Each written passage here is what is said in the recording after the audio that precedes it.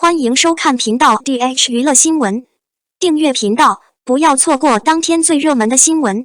我们今天的时事通讯涵盖以下内容：杨紫获微博年度最受欢迎剧集，杨紫的2部剧《余生》请多多指教和《沉香如屑》《沉香重华》获得微博年度热播剧集。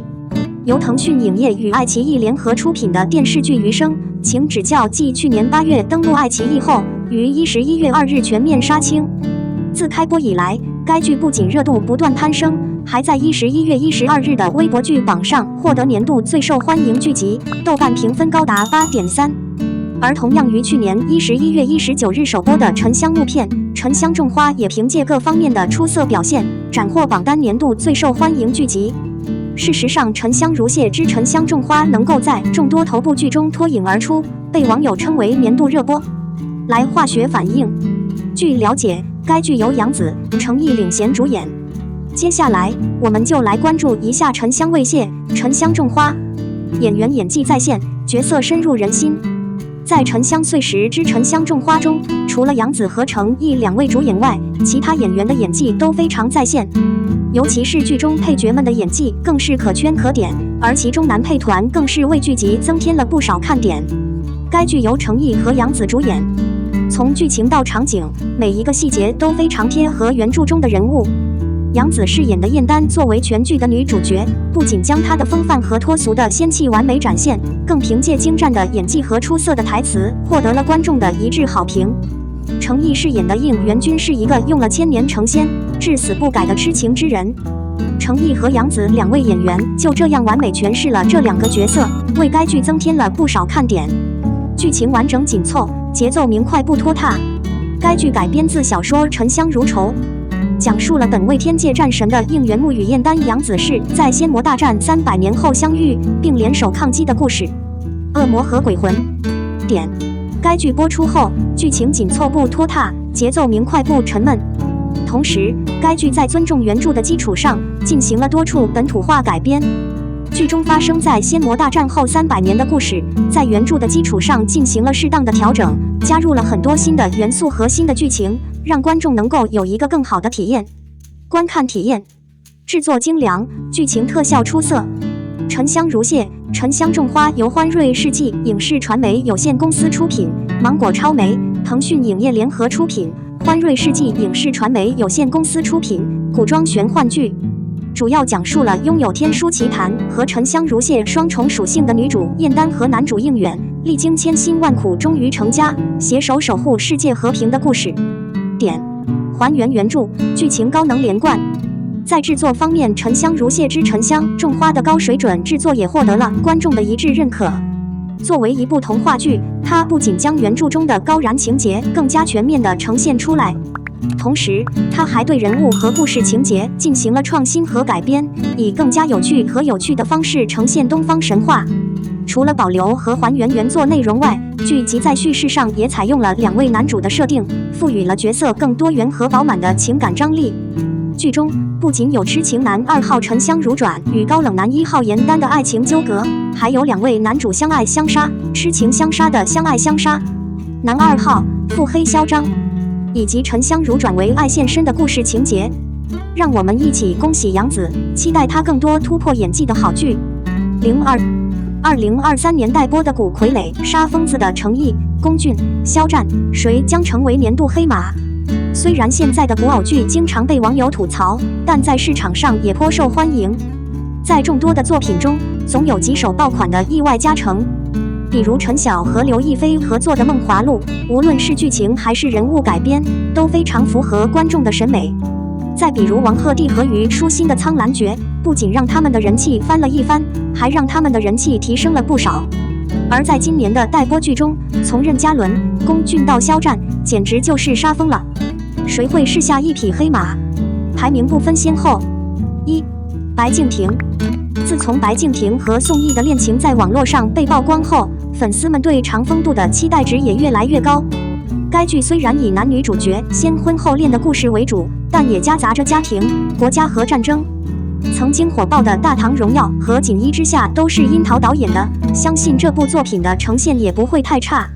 一身墨绿色的长袍，头发盘在额前，将白敬亭的高贵气质衬托得更加强烈，清新帅气又不失优雅，就像是从书里走出来的富豪。不知道他在剧中饰演的花花公子顾九思会带来怎样的惊喜呢？2. 徐凯，剑眉星目，立体五官，徐凯仅凭一张帅气的脸蛋就成为了网友心中的新晋古装男神。和白绝相比，消瘦了的徐凯状态似乎比以前好了很多。提到《仙剑》，大家脑海中似乎只有胡歌或者刘亦菲，但《仙剑六奇》并非续作，而是全新的岳金赵与岳七携手闯荡江湖的故事。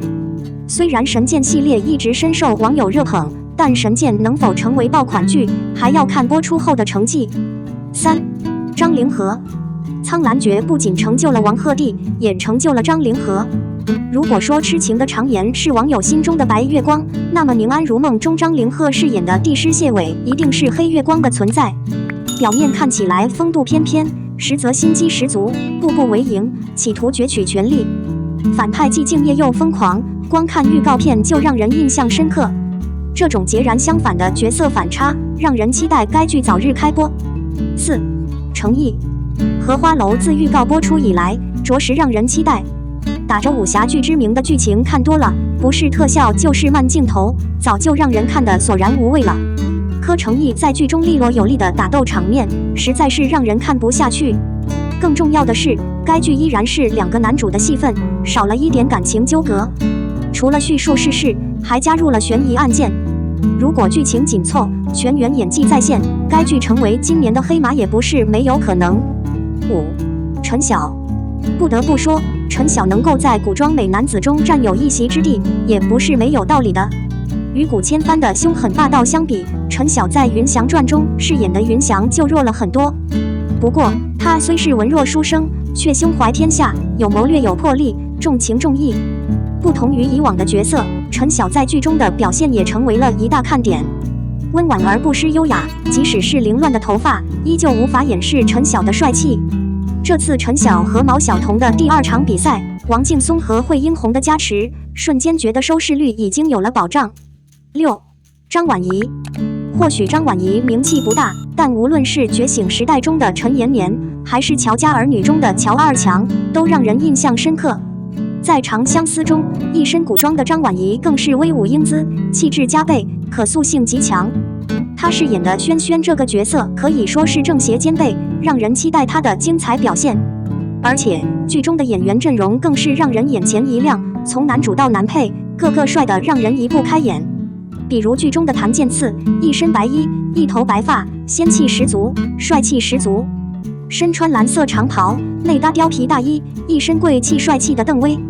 而这3位男主与女主杨紫的感情戏也不少，想必该剧开播后也会成为焦点。7. 任嘉伦，但任何一部由任嘉伦主演的古装剧，都势必会掀起一定的热度。在这部《无忧穿越》中，简单的丸子头造型着实为任嘉伦增添了几分俏皮感。该剧不仅有玄幻元素，还包含6个玄幻案件，颇有《聊斋》的既视感。在这个人类与妖怪共存的世界里，任嘉伦挑战神秘的捉妖师玄烨，搭档是比自己小9岁的宋祖儿。正是这种实力与实力的结合，美与实力并存的时刻，作为观众的我们只需要静待开播即可。8. 龚俊，自从跟温客行走红后，龚俊的热度还是很高的。狐妖小红娘预告一经播出，加上龚俊、杨幂的加盟，光是预约人数就达到了50万。题材新颖，从道具到演员妆容都很精致。更重要的是，无论是男配还是女配，个个都长得好看，都有爆红的潜力。而龚俊饰演的东方月初，潇洒帅气，深情款款，光是这个眼神就让人觉得压抑。9. 肖战，毫不夸张地说，只要肖战出现在屏幕前，就绝对会成为全程的焦点。玉骨遥的出现让观众对他充满了期待和期待，只希望他能早日开播。虽然有人说玉骨遥是翻版千古花，但石颖和朱颜并不是真正的师徒关系。光是看预告片就让我觉得很受辱。剧中肖战哭戏的那段破碎的感觉越来越强烈，与原来的魏无羡相比，他的演技似乎比以前更稳定了。不知道这部仙侠剧的播出真的能像肖战说的那样不让人失望吗？03. 盘点那些年下架的好剧。